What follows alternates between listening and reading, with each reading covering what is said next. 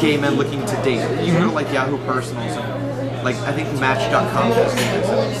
But there are some that don't even pander to the gay community. You can only choose I'm a man looking for a woman or vice versa. It's not, there's nothing gay about it. But I've not yet found a gay social networking site. So what's your intake about the word gaydar? Is there such a thing as... Oh, absolutely. Yeah. Yeah? Oh, yeah. So you can definitely tell which one is gay, which one is not. My gaydar is really, really good. Yeah? I've rarely had a problem telling who's gay and who's not. You don't have that problem? No. But I think it's something inherently built into gay men, though, and women that... If you're looking at a different race, obviously a black person can tell another black person, a Hispanic can tell another Hispanic. That's a physical thing. You can look at somebody and know roughly what they are. But yeah, I think it gives us a unique sense of safety of knowing the people that we can approach and what we can do and where it's socially accepted. Yeah, absolutely. So basically, what would, if you're walking down the street, what is the first thing that would alert you that this guy's gay? Or he might be just, you know, look. It depends. Sometimes they're more affected. So the way they hold their hands, the way they hold the bag that they're carrying, the way they walk, the way, their hair's done, or their makeup, where they're speaking to somebody. There's so many different ways to tell, but no one's really terribly cookie cutters, so you can't just say, you can look down and see they're gay because of their shoes, or because of the way they prance, or the fact that they're super, super skinny. You can't pick one or the other, but you have a set of tools that you can look at somebody and say, that guy's probably gay. So, do you think which side, or is it the same, which area is more narcissistic, gay guys or straight guys? Oh, I think gay men are. Gay men. Because we're more okay with the fashion, with the makeup, with the hair, and in the gay community, it is a lot about looks, and it's a lot about the image you present. So if you're not up on the way you look, you're not, your hair is unkempt and your clothes are dirty, you can't expect to attract anybody except other people like you, and they're typically not looking for someone like themselves. So I think we're a lot more narcissistic in the sense that we go to the gym and work out constantly, we buy the right clothes, we do our hair, we wear makeup and cover up and foundation, pay $100 for shoes and facials. It's extremely narcissistic, but that's because you always want to put your best foot forward. Peacocks have their plumes and they spread their tails and show the brightly colored feathers. It's the same thing. We just have to get our feathers put in. So, what can you say that you like the most about the gay culture and hate the most about the gay culture? I like the most about I'm free to do whatever I want. It's very, very open. What I don't like is the judgmental, bitchy people.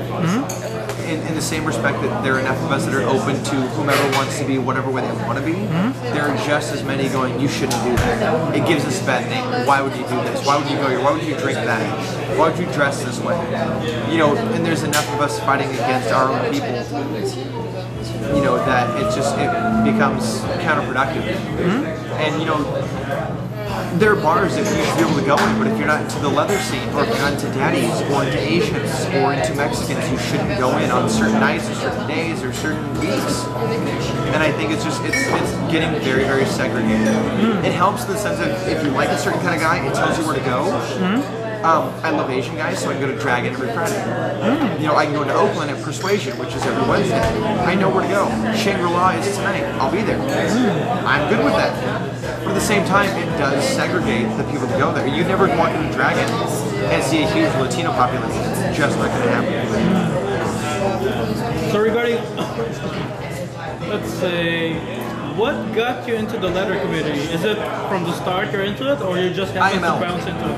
IML from last year, I went and was exposed to all these different things, and I was taken to what's called Wolf Camp, which is where the pups go, the leather pups. And it was the first one I'd ever even seen or heard of a leather pup. And they wanted me to pet one. And I was like, no, I can't. I absolutely can't. And they asked why, and I said, because I've never pet a human being like an actual animal, other than just being patronizing and an asshole to people. But by the time we left it, which was only like half an hour, I was asking questions left and right. And by the end of the night, I was like, I'm a puppy. Because enough things in my past made sense about the way I behaved and things I wanted, things I liked, that pointed to the fact that I was a puppy. So by the next day, I had a leash and a collar. And the friends I had made came to see me at the booth I was working at, presented me with like my puppy hanky, and they told me what breed they thought I was, and we worked out a name. And that's what got me initially involved into the community. So is the leather community catering to the bondage theme, or is it just the outfit? It's all intertwined. I'm part of the leather community. I don't do bondage. I do some kink. I do the pup play stuff, but I don't do boy and sir. The what? Boy and sir, which is just like having like a puppy and a sir or his master. Same deal, but just different situation. It's a very all-encompassing term. Is it closely related to dominatrix? A bit. Not all of it. Some of it is simply submission. Some of it is being dominant. Some of it is being physically abused or verbally abused, or being the abuser, or giving yourself up to somebody and letting them take care of you. You know, it's so all-encompassing that you could be a lot of different things. When I first became a puppy, I didn't think I was part of the leather community. And my boss at the time, he goes, so you're wearing a leather collar? I said, yeah. And he goes, that's leather, so you're part of the leather community. And it was something so simple that I didn't think about it that way. You don't have to be clad in leather from top to bottom, wearing assless chaps and a tie-up vest. Leather is leather. It's not what you wear, it's who you are. And so, the community is huge. Because I noticed you got this thing in your wrist. Yeah. First time I saw that, I was thinking, it could be a punk rocker. It didn't quite register like it was a leather thing, because it is. And this I like, A, because it is leather, but B, I like the industrial look of something that's got like the cross straps and the steel bars and the posts. I like the industrial look of it, which is why I initially got it. But it's more related to, I was at school today, so I have an outfit on, I want to look a certain way, so I built the outfit around it, than it is towards I'm part of the leather community. So what is the gay scene, the category? There's the letter, the twinks, the jocks, the dilf, the bears, the cubs. So is it really that in a way categorized by category? Yeah, it is. That's with whom you spend your time and where you're accepted. Oh, okay. And again, it's segregating, but you go to something like IML, and it's everybody. I mean, you see everything all in one. Okay. And you're not like, bears over here with your cubs, and your sirs and your pups, and the leathers and the subs, the doms, the BD, and S&M. It's not segregated that way. It's just a menagerie of everybody together, and that's why it's so amazing, because it's 4 days of it. And people come from all over the world for it. So in a little sub-community like Castro, yeah, it's segregated. You go to Daddy's, and it's full of Daddies. You go to Folsom, and it's full of leather guys. Go to Badlands, to the Cafe, to Trigger.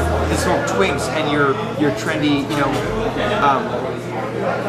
early 20s to early 30s kind of crowd. It just depends on where you go. I noticed like majority of the time, gay guys have a big beef with bisexual men.